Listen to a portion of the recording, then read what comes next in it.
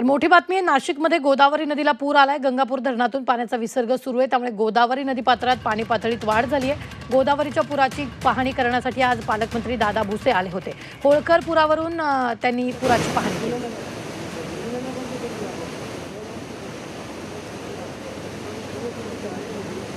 नाशिक जिल्ह्यातील सर्व धरणांचा आढावा घेतला असता जवळपास प्रत्येक धरण हे 90% त्या ठिकाणी पाण्याने भरलेलं आहे।